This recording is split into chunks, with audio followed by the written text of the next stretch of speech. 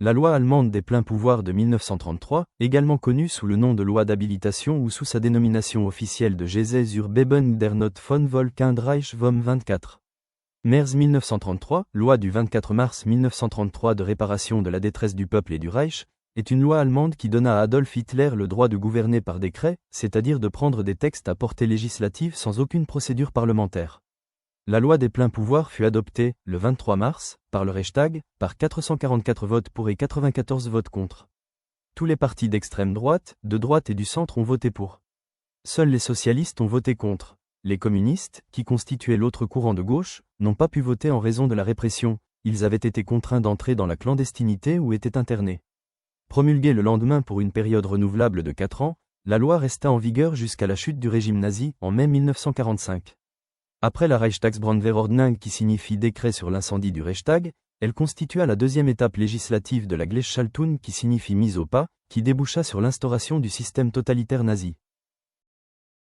La Constitution de Weimar ne prévoit pas la possibilité d'adopter des lois donnant les pleins pouvoirs à l'exécutif.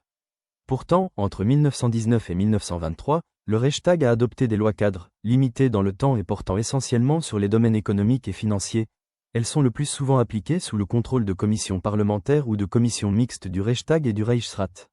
En revanche, la Constitution prévoit, en son article 48, deuxième alinéa, la possibilité pour le président du Reich de prendre des décrets d'urgence, ce qui fait du chef de l'État un législateur de substitution. Cette possibilité est largement utilisée par le président Friedrich Ebert qui signe 116 décrets d'octobre 1919 à janvier 1925, puis par le président Paul von Hindenburg, surtout à partir de juillet 1930. Durant cette deuxième période, les décrets ne répondent plus à une logique d'urgence et ne sont plus centrés sur des mesures économiques et financières. Il s'agit pour le président et le gouvernement d'imposer des législations rejetées par le Reichstag, progressivement dépouillées de ses fonctions. Amorcée par le chancelier Brüning, puis systématisée par Franz von Papen et Kurt von Schleicher, la promulgation de lois par décret reste dans le cadre constitutionnel et relève d'un consensus entre le président, le ministère et la majorité parlementaire. Lorsqu'il accepte le poste de chancelier du Reich, le 30 janvier 1933, Adolf Hitler exige que de nouvelles élections législatives soient organisées, afin de renforcer le poids du parti nazi. Celui-ci ne dispose que de 2 ministres au sein du gouvernement, Wilhelm Frick à l'intérieur et Hermann Göring, ministre sans portefeuille, et le résultat des élections législatives de novembre 1932, 33,1% pour le NSDAP, a confirmé la chute du vote en faveur des nazis par rapport au deuxième tour de l'élection présidentielle du 10 avril 1932, 36,8%, ou aux élections législatives de juillet 1932, 37,3%. Le 1er février, le président du Reich, Paul von Hindenburg signe le décret de dissolution des chambres, qui fixe la date des élections au 5 mars. La campagne électorale se déroule dans un climat d'intimidation. Utilisant les nouveaux pouvoirs dont il dispose en tant que chancelier, Hitler fait cesser la parution de journaux qui critiquent le gouvernement et les rassemblements publics sont prohibés dans plusieurs localités par les autorités. Les membres de la SA perturbent les réunions des adversaires politiques des nazis et passent à tabac nombre d'opposants. Cette brutalisation de la campagne électorale est favorisée par le décret présidentiel pour la protection du peuple allemand, du 4 février 1933 qui donne plein pouvoir au gouvernement pour interdire réunions et publications, et qui est largement utilisé par Hitler contre les communistes, les socialistes et les membres du Zentrum. Elle est également facilitée par la décision d'Hermann Göring, en tant que ministre de l'Intérieur de Prusse, de recruter 50 000 membres de la SA, de la SS et du Stahlhelm comme auxiliaires de police, ce qui leur assure une totale impunité.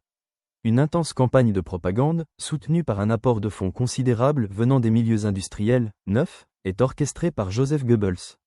Un de ses points culminants est le discours prononcé par Hitler au Palais des Sports de Berlin, le 10 février, devant une foule immense et enthousiaste, discours rediffusé à travers toute l'Allemagne par la radio.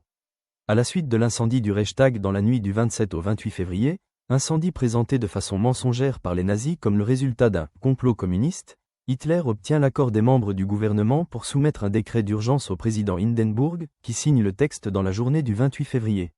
Basé sur l'article 48, deuxième alinéa de la Constitution, le Reichstagsbrandverordnung, décret de l'incendie du Reichstag, permet de restreindre en dépassant les normes légales normalement applicables, la liberté individuelle, la liberté d'expression, notamment la liberté de la presse, du droit de réunion et d'association.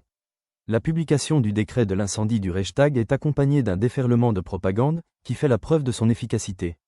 Dans toute l'Allemagne, la SA fait déferler la terreur sanglante des hordes déchaînées, les locaux du Parti communiste sont systématiquement saccagés et ses membres sont arrêtés par milliers.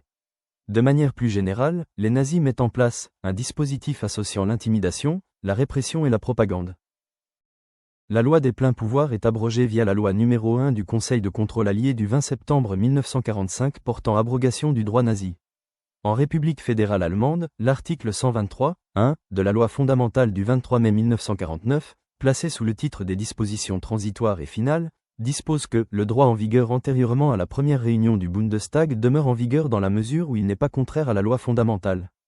De par cet article, la loi des pleins pouvoirs, comme la Reichstagsbrandwehrordnung ou les lois de Nuremberg ne sont donc plus en vigueur, notamment en raison de la violation flagrante des articles 1 à 20 de la loi fondamentale, relatifs aux libertés publiques. En République démocratique allemande, la Constitution du 7 octobre 1949 abroge, via son article 144, les dispositions qui lui sont contraires et à une portée semblable à celle de l'article 123.1 de la loi fondamentale, qui s'applique à l'Allemagne réunifiée depuis le 3 octobre 1990. Les derniers vestiges de la loi des pleins pouvoirs et d'autres textes inspirés ou adoptés par les nazis sont réduits à néant par la loi d'abrogation des peines nationales socialistes injustes prévue dans le Code pénal du 25 août 1998, entrée en vigueur le 1er septembre 1998.